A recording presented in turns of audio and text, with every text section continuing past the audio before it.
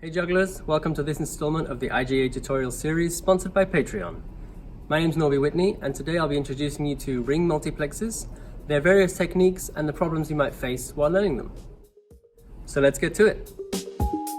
This video will mostly be focused on the 8-group multiplex. But first, a quick look at the simplest of ring multiplexes. These multiplexes barely separate at all, even when throwing 3 or 4 rings at the same time.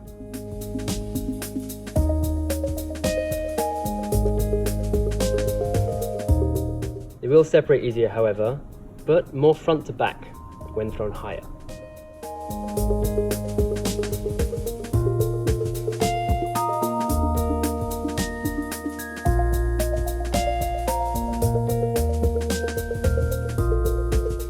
They're especially useful for flat front style tricks, and you can even get a bit more separation out of them by sliding your thumb across the ring as you throw.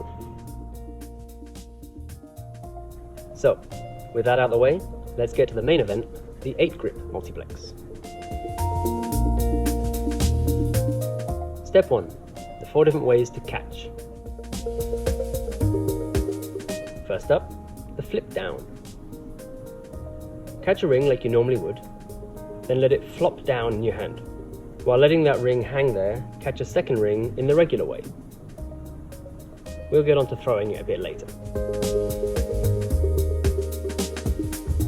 This technique does break the 2D-ness of ring juggling, which might be something to keep in mind. Unless, of course, that's exactly what you're going for.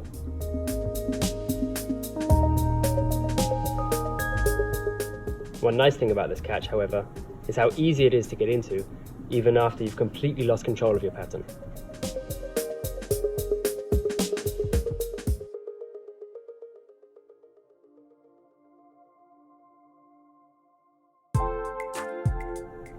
Next up is the bottom catch.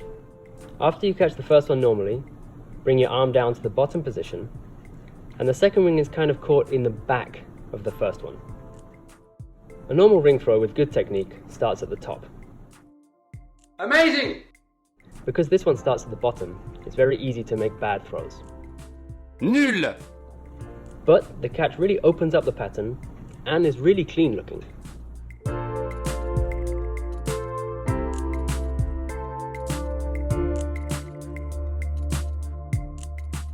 Alright, the last two are actually the same as each other, but in a different order. First, you'll need to be comfortable catching a ring on the inside. You want to kind of stick your thumb into it as it passes by your hand.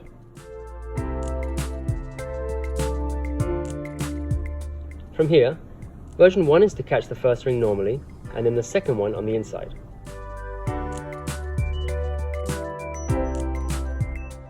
It can be a bit fiddly working out what your fingers and thumb are doing, but it's really good for catching a low throw as the second ring in a multiplex grip.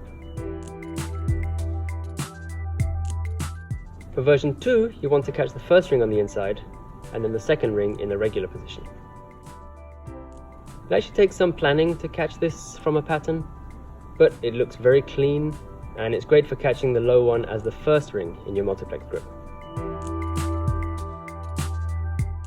As a bonus, it doesn't break the throw-catch order, if that's a visual you're looking for. Alright, now you can catch, but what about throwing? You'll quickly notice that the rings aren't going where you want them to. Here's how to diagnose that problem. Top ring flying forwards, you're releasing too early.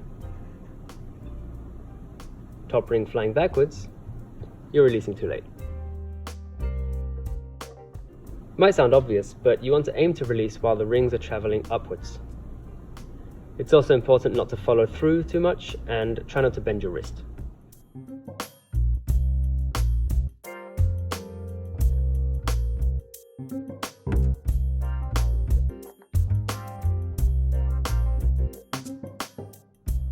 Next issue is that bottom ring. Due to how it's held, it's basically impossible to throw it high.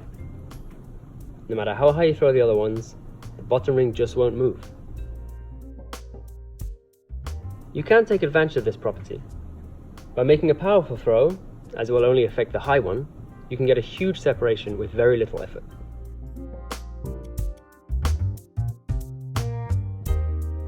You can throw the bottom one higher though, by using your arm, although it's not the most efficient throw technique. The angle of the multiplex is also a hard one. Unlike balls, you can't affect the trajectory of the rings just by their position in your hands. You have to actually angle the rings in the direction you want them to travel just before you release them. Especially when crossing both, it's easier to just throw the stack straight up, but from the other side of the body. Moving on, we can do a very simple 2-height triplex, just by adding another ring in the bottom position. However, if they're stuck together, then they won't separate enough to catch easily. Simple solution to this is to put one ring on each side of the top ring. Then just throw it straight up without any angle. A 3-height triplex is also possible, but a bit more tricky. Start with 2 rings in the 8 grip, then open up your index and middle finger, as well as your thumb. Place the ring over middle finger and thumb, then push against the ring from the other side with your index. When throwing, make sure to stop your arm very sharply, and don't bend your wrist at all. Alright, so moving further along, the simplest of quadplexes is created simply by holding 2 rings in the top position too. They'll go high enough to separate on their own, so don't worry about them being stuck together. It's also possible to add a 4th ring into the other triplex. Simply tuck it in between rings 2 and 3, and then push it against your arm for stability. The throw does take some getting used to, but it's super satisfying when it works nicely.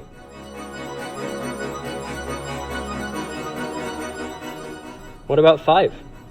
Yeah, absolutely possible.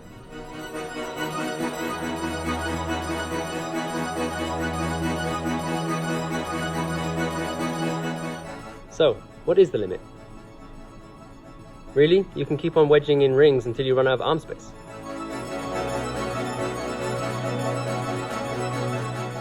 Also, you're gonna have a hard time throwing it all.